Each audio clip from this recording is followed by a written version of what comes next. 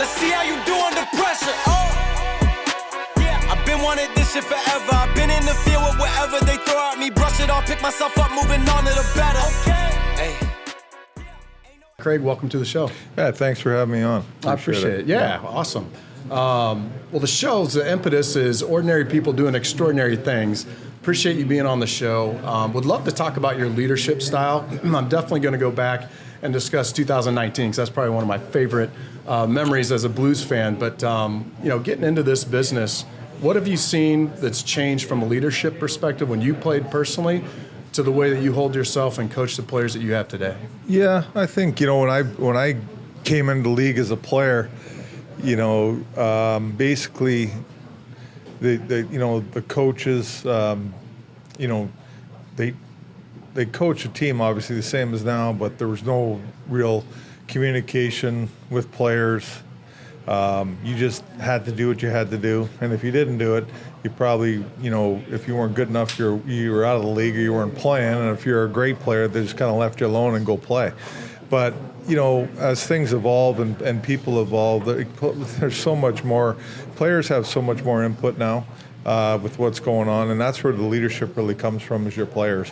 And I think when I first came to the league, your leadership came from probably your coaches more than your players. Okay. And nowadays I find that you got to have players being real good leaders so you're not going anywhere. You can look at Tom Brady, for example. He's a great leader, became a great leader, and went on to another team and led them to a Super Bowl. And, if you look at the Patriots, they're not the same, right? Right. I mean, it's totally right. It's I can name some other guys, like in basketball, like with Tim Duncan and the San Antonio Spurs is another example. And I talked to Greg Popovich a few times over the years, and that was the one thing he said, it's like you got to have great leaders. And I think that's how the game's evolved, and I've been fortunate enough here with the Blues to have some guys going back to when I first started with the Blues. Pietrangelo was our captain. Oh, yeah. Who had Steen in the room and Bo Meester and guys like that who were unreal leaders. And they handled the room real well and handled everything, so it made my job a lot easier. And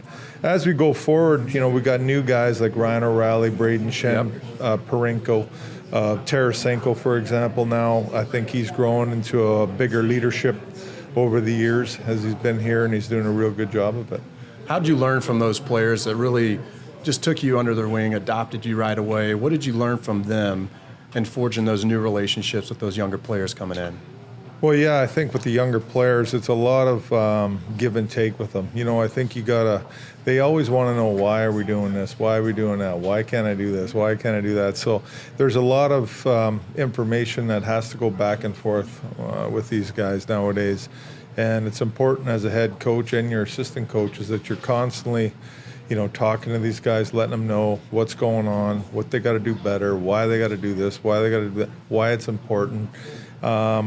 And that's a big part of coaching now. I think it's, you're a psychologist almost. I mean, you're constantly putting out fires, talking to guys, but it's great. I mean, but it's that's really a lot of the coaching that goes into it. There's a lot of work behind the scenes that way. I bet. When you build those relationships, is there anything you do differently with those guys? I don't want to give away all your secrets, but how do you build those relationships where they trust you? I think that I'm firm with them. I'm tough with them, and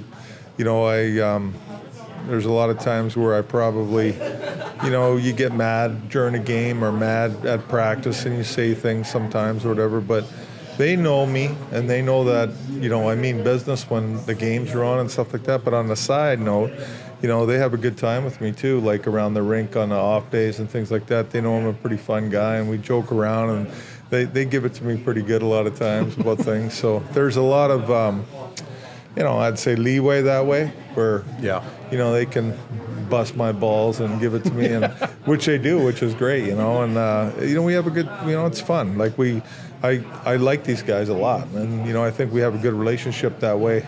But at the same time, I'm like their coach, and they gotta pay attention to, because I'm going to get firm at times with them, and they're fine with it. I think as long as that respect is there, even if it's tough love, you got to hug people sometimes, you got to choke them sometimes. No, but if they know definitely. when it comes down to business, that you care, then I think that respect is there. And that's a big thing. You got to know what player needs what. Yeah. You really do. And like you said, some players, they just need to be told that, hey, it's not all, it's a game. Just go play and have fun. You're putting too much pressure on yourself. And there's other guys that need a kick in the ass. Yeah. Well, I think that's great. And I sort of play loose, right? If you feel good and you're out there getting after. What are some things that you do outside of hockey? I know it comprises a lot of your time, but what are some passions outside the business? Well, during the season, it's tough to really have anything hobby-wise going because it's like after you get out of the rink, you're kind of wore out a little bit. So I like to hang out with some good friends of mine around St. Louis and have a few beers and relax, get some dinner and stuff. It's unfortunate my family's not here during the season. They come and visit, so I'm alone a lot. Yeah. So it's nice to be able to go and hang out with some people and just get away from the game a little bit.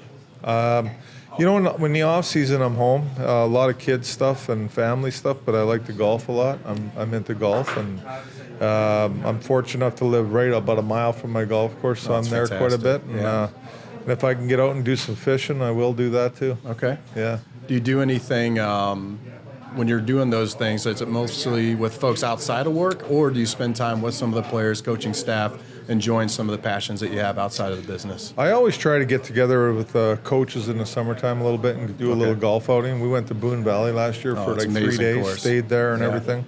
We had a good time, so I try to do some of that with the coaches for sure. And I will get out there and play golf with players when I can at times in the summer if they're around. Or, I enjoy that too. I think it's a good thing to get out there with those guys and have a little fun outside the game for sure. What's the biggest thing, your biggest takeaway, or the biggest lesson that you've experienced or learned moving from player to coach, so in your coaching stint? Oh, as a player, I think the biggest thing is as a player, you're always just focused on your performance, I would think, more than anything. I get you got to do team things, and you got to play like a team, and you got to perform the team, systems and structure of the team. You have to follow those things as a player. But you have one focus, and that's your performance and how you do, And as a coach, you have no control over the performances, I believe. The players, they're the ones that go out and do the job, and the reason you win is because of the players. Now, a coach coaches the team, puts a structure in place and a philosophy in place, and the players have to go and perform. And if you win, it's because the players perform to that. But the biggest takeaway is, I have no control over, and it bothers me, you know what I mean? As a player, I had control over what I had to do. Yeah. And as a coach, you only can do so much, and then hopefully your team does it for you. What's your best advice to that point, putting your trust in others to go out and perform and deliver on the game plan and execute? 100%. And when I first started coaching, I did not do this enough. And I learned over time that everybody that works with you, your general manager, your coaching staff, and your players, your trainers, you have to entrust in all of them to do their job. Yeah. And you have to give them things to do their job. You know what I mean? So my coaches really do everything, Now I oversee it all, but they have their jobs and they do them, and I let them do them. Players too. I give the information, we give the information to the players, and we let them go perform. They got to go and do it. Okay. I love it. I think I know the answer to this, but I'll fire it out there to you anyway. Your biggest highlight thus far, being the chief of the Blues. What is your highlight so far? Well, winning the cup for sure. It's got to be. That's what it's all about. We all, coaches especially, and general managers, I think winning is everything. Now, it's hard to win. So you want to be in a good system where you have consistency every year with how things work. You want to put a good product on the ice all the time, and you want to compete. You want to be competitive every year, and get to an area in your game where you're ready to go in the playoffs, and then give it your all. And you still might not win because you have to get breaks. Things have to go right. You can't be injured too much. There's a lot of things that go into it. But that year we won the cup. That's obviously a highlight. Oh my gosh! I mean, that's we went on an 11-game run. And then I was a little worried after that, and I'm like, well, what now? We lost. So, but then right away we won again. So take us back, I believe it was January, right? Going into January, in the month of January, you guys were at the bottom. Yeah, we were at the bottom of the West, but we weren't out that much. Like, I get that, but we were only, I think at the time, 4 points out of a playoff spot, maybe 6. I can't remember exactly the number, but what were the things that started clicking for you guys? But before that, they were clicking. We went on a Western swing in December, and I thought we played excellent hockey. We didn't get the results, but we were pretty good. I mean, I could tell we were coming. Binnington went in net in Philly, and he played a solid game, and he looked really good in net. So we kind of ran with him, and we kept winning. Yeah. And then we went on an 11-game run. We win 11 in a row. But when we came back after we lost and we won again, and we just kind of kept rolling, and Binnington stayed. He was really good still, and he was, he brought a lot of swagger to our team. Yeah. I thought going into playoffs, we get by Winnipeg, we got a good chance, because I figured playing Winnipeg that year, I thought they were a very good team. I thought they were, if I look back on it, they were, Boston was the toughest out, because it's always the toughest out in the finals. Yep. But I thought Winnipeg was every bit as tough as any team, and we beat them. So I felt really good about it, and then you play Dallas, and it was a great series again. But we outplayed Dallas. Yeah. And their goalie was outstanding. Yes. He was outstanding the whole playoff series. Bishop, he played great and almost beat us. He almost beat us, but we came through. And we beat San Jose. I mean, I didn't think it was as tough as the other two series. And then obviously Boston was a great team, tough series. It's incredible. They know how to win. They knew how to win. And, but we grinded it out in Boston. That was a learning experience, the finals, because we'd never been there before. So you take the first game. It's a lot going on. We get up to a 2-0 lead and we blow it. That's just a learning. But we came out in game 2 and beat them, and then we come home. Now you come home and there's all these people around. There's 100,000 people down there for the game. Everybody's jacked up. Yeah. And the guys coming in, you get tense.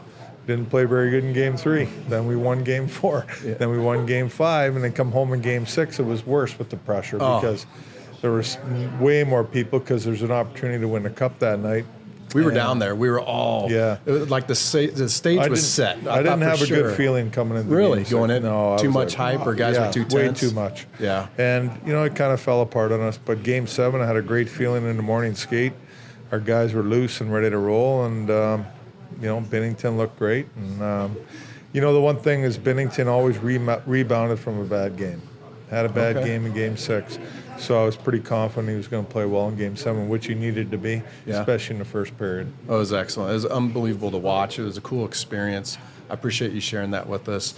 Looking back, what's the one thing that you would say, if we did this repeatedly going forward, we're going to have success as an organization, I'll have success as a coach? What is that one thing? Well, building a culture for sure within your organization, which they have that here. Yeah. I believe it's, team first. We don't, if you look at our team this year, we got 720 goal scorers. It's spread out. We're a team, And I think that culture that we built here with how things go, year into year out, that's what gives you an opportunity to be successful every year. I really, truly believe that. That's everything for me. And it starts at the top with Tom Stillman and Doug Armstrong that build that, and down to the coaches, we all build it. But it starts at the top. It's really run well here, and they do things right. I love it. Yeah, it's felt as a fan. You can experience it when you're there, but it's great to hear you say that. Yeah, it's the most important thing, culture. Yeah. It really is, and if you have good culture in your organization, the players coming in learn it, and they believe in it, and they go forward, and it's hard not to be successful that way. Yeah, I love it.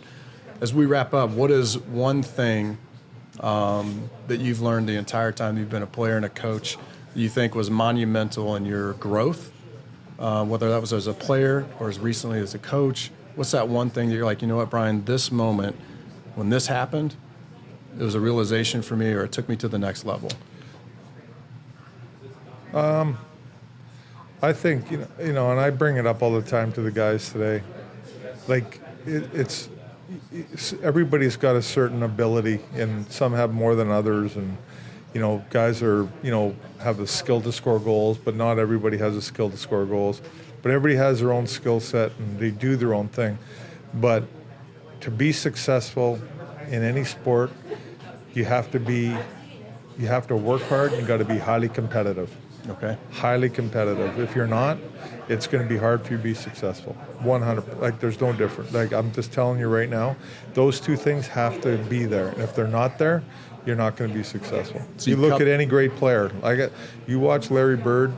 There's a good example of a guy that's not as talented as the other guys, but he out-competed them. Yeah. In my opinion, when I watched, and that's why he was successful. That's what it boils down to, and we talk about that in our room day in and day out. Those are two things you can control: how hard you work and how highly competitive you are.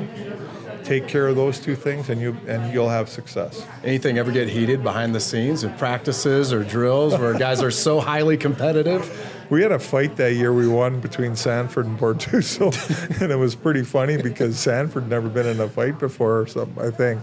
And Bortz has been in a bunch, and he drills him in the head. Sanford was like freaked out after. What's going on? And like Steve Ott goes, well, hey, if you're gonna cross-check somebody in a drill and get in his face like that, what do you think's gonna happen? The guy's gonna drill you. Yeah. He's not gonna take it.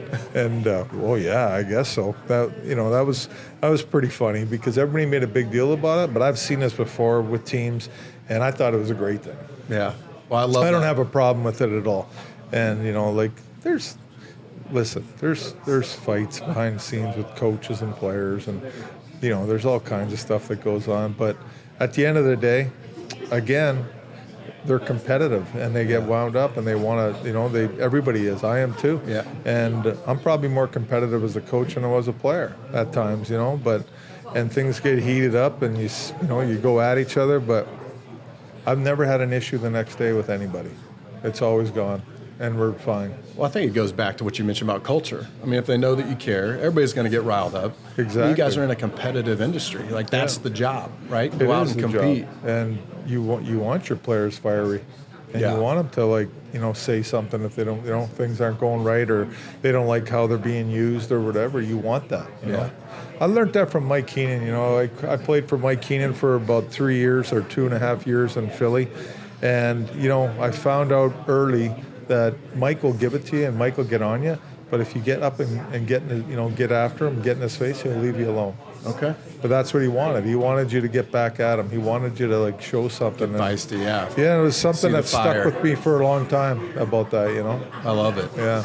Well, picked up a lot today, so thank you. I think one of the things to walk away with, you have to have a good culture. It starts with culture. I think a winning recipe is not only the culture, but marrying that with a high competitive spirit. And ultimately working hard, right? It'll work if you do the work. So, Coach, I appreciate your time today. Thank you so much. Tune in next time for Be Rob Inspired, and thanks for joining us. Yeah, I appreciate you having me on. It was a lot of fun. Thanks, Thank Coach. you. Appreciate it. Yep.